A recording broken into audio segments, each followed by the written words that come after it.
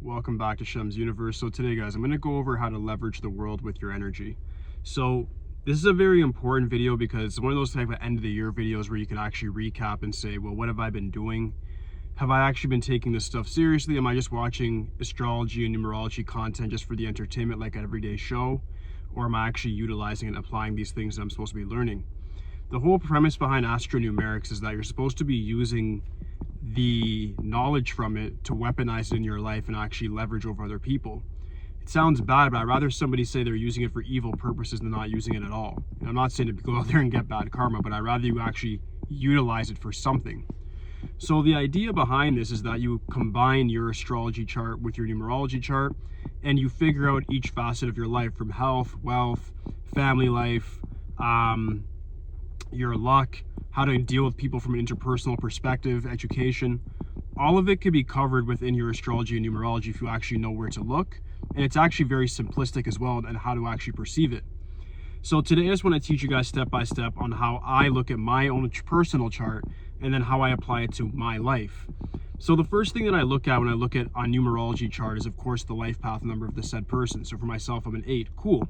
Say, okay, well, an 8 is somebody who has authority issues, so a job's probably out the question. School's optional unless it's actually pertain to my exact career. I could probably just buy programs online.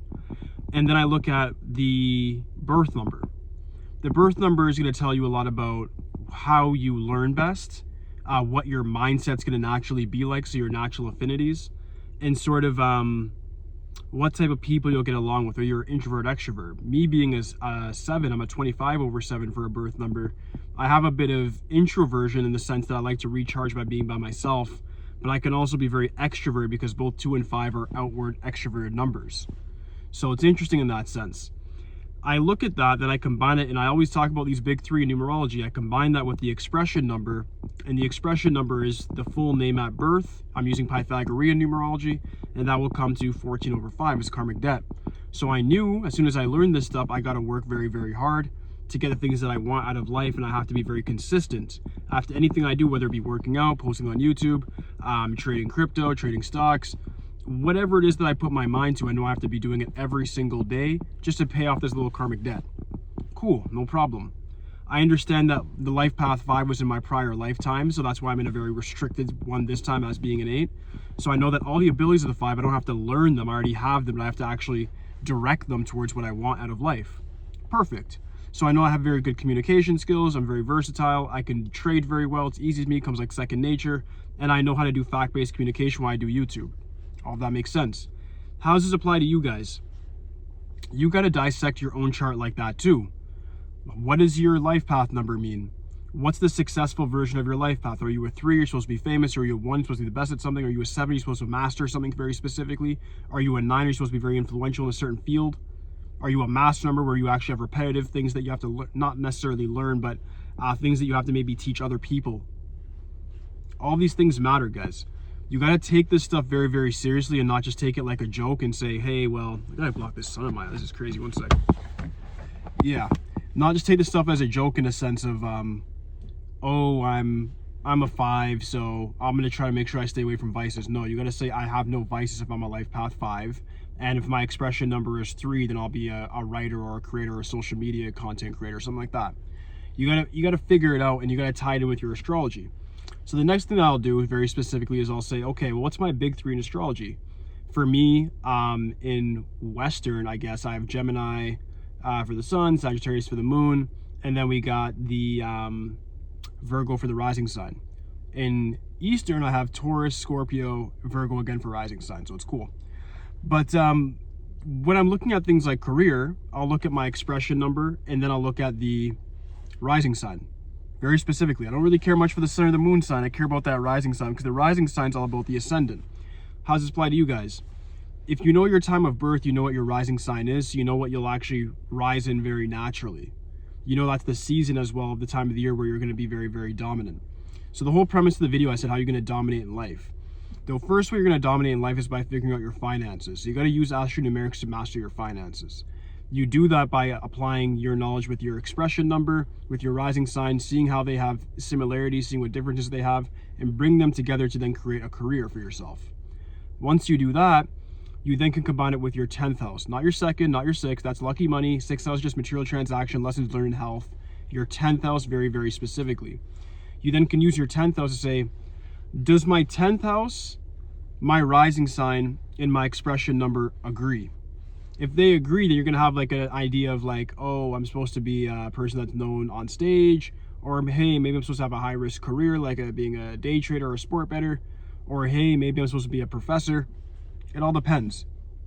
But I can almost guarantee you, no matter whose chart I've done about 1,200 readings or more now. I did 1,200 readings like a year ago, so I'm probably more now. Everybody's 10th house, rising sign, and expression number in Pythagorean numerology will have very similar qualities. That's for a reason. This is all a given science, and everything about you is for a reason. The universe gives you a lot of clues as to what you're supposed to be doing with your life. So if you take those things very seriously, your rising sign, I'll say it again, 10th house and expression number, you'll bring those three together and call those the big three for your career, right? So I'll say it one more time for you guys. Expression number, meaning your full name at birth, your rising sign if you know your time of birth, and your 10th house, which you need to know your time of birth to get those houses spread out correctly anyways. Use your 10th house in astrology, and you'll know what your career is supposed to be and how you'll make money very, very easily. If you want to focus on things like health, I'd say look at things like your 6th house, and you'll understand fully what your health actually entails in this lifetime. Things you have to watch out for, whether your family has good intentions for you when it comes to health or not, habits that you're supposed to have and not have. It's all in the 6th house. When it comes to social mobility or social life, look at your birth number and compare it to other people's. I'm a 7, so I know I get along with like 1s and 4s quite well. That's cool.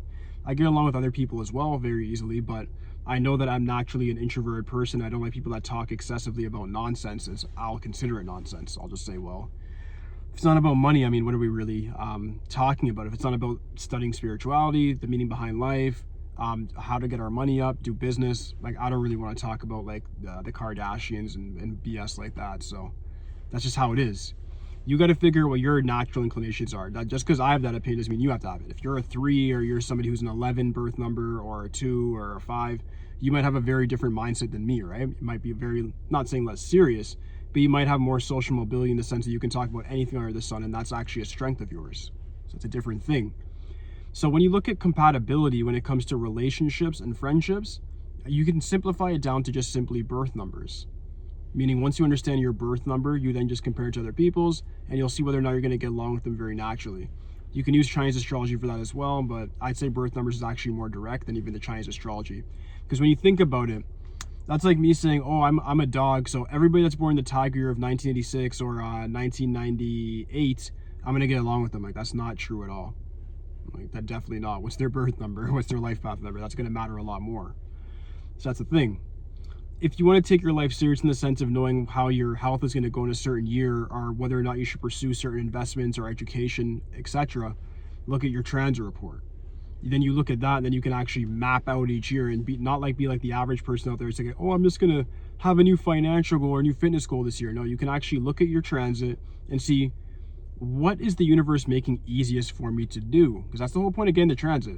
The transit report is not about you like being told by the universe what to do in a sense of, I have no control. It's actually you seeing a roadmap and saying, there's traffic here, but there's less traffic over here, so this is the route that I'm going to take to my destination. Your purpose doesn't have to change based off of your transit report. What you have to do is use the transit report to map out how you're going to get to your destination. It's really that simple. So that's the whole keys to it, guys, is use your transits to forecast your future and map out your life.